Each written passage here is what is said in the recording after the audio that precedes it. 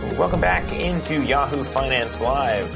We've been keeping our eyes glued on the action in the Trump-attached SPAC, DWAC, as it's known, Digital World Acquisition Corp, planning to merge with former President Trump's efforts there in the social media space, of course, digital arm as well.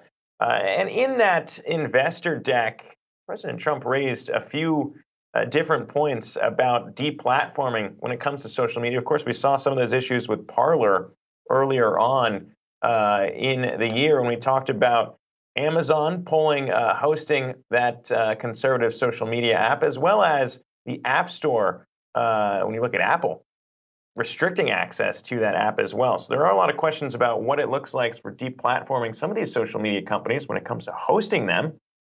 But some of those issues might be solved by new efforts in cryptocurrency, specifically Web 3.0, as it's called, when it comes to decentralized cloud computing and efforts at Akash Network, which is looking to take on Amazon Web Services in that space. And for more on that push, very happy to welcome in the CEO of Akash Network here with us today. Greg Usuri joins us on the show. And Greg, I mean, when we look at it, explain to our viewers, because a lot of people might not know exactly how the internet works or how some of these sites were deplatformed in the past, taken off AWS. So how does Akash maybe solve some of that in I guess, trying to prevent a fight against free speech? Yeah, just a little short history lesson. Internet was created as a decentralized network to fight against centralization, right? The threat of a central entity going down and affecting the communications network. But over time, it got increasingly centralized. And now the landscape looks like 80% or so of the cloud computing, which is a backbone for the internet, is controlled by four companies, right? Amazon being the biggest one. And the outcome is obvious. You know, the so much power concentrated into a single entity, gives a way for people to behave in ways they want to behave. And the result is censorship. So we're seeing increasingly deplatforming becoming a threat to our civil liberties. And in the latest example, Parler being a victim. It's not so much about what side of the political spectrum you fall under, but the fact that there's a single company or a single individual or entity that has so much power on civil liberties is what's concerning. Yeah, and I don't want to get into the politics of it. I mean, it's a reality of kind of what we saw play out. But when you look at maybe what companies might be turning to you, I suppose there are security questions around maybe using Akash over in AWS, and cost another one as well. But it sounds like you guys are basically using servers that are down or I guess, available capacity here for companies to turn to in a peer-to-peer way. Talk to me about how that works. Yeah, so Akash works like a traditional cloud. The only difference is the computing that Akash sources is not owned by a single company or a single individual, but rather comes from a distributed network of cloud-grade computing data centers all over the world.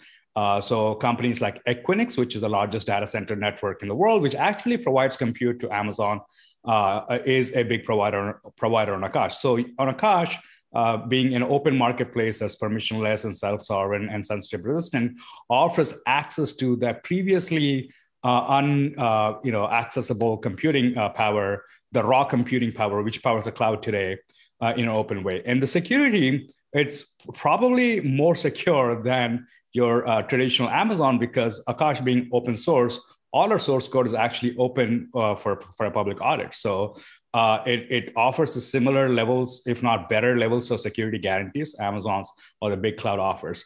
And growth has been phenomenal. We launched the platform about 6 months ago. And so far we have about 500 applications, live active applications, over 30,000 deployments that happened over the last 6 months. And we're only seeing the numbers go up. Until last month, we were actually doubling in terms of workloads, applications coming online to Akash Network. And it's phenomenal to see so much adoption at such an early stage.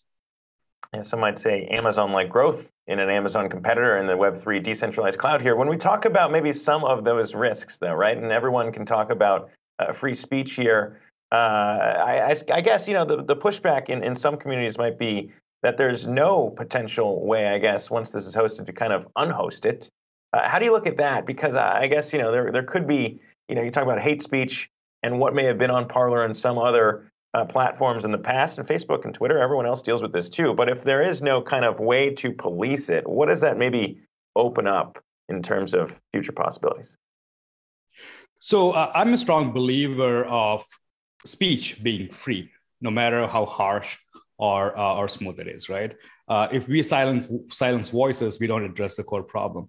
But then again, platforms need to self-moderate. All right, really comes down to the type of users they serve.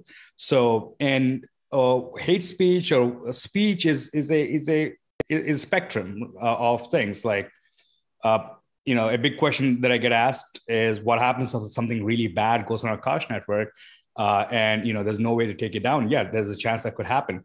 But the way Akash Network operates is self-moderation. That means providers on the Akash Network choose who they want to serve. So if something like Parler or something where half the country is for and half the country is against, but as long as there's a provider that's willing to serve Parler, Akash, Parler can run on Akash, right? But if there are no providers willing to serve something like, let's say, child pornography or something really bad, where nobody wants to really serve, that website won't be served on Akash platform.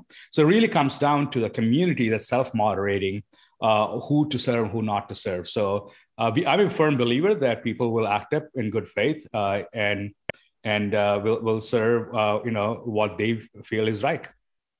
And of course, I mean, the nature of hate speech being spread, I think, if you do not expose people that are doing these things, and there's no way to know who's actually behind these things, right? I'd rather be transparent than not.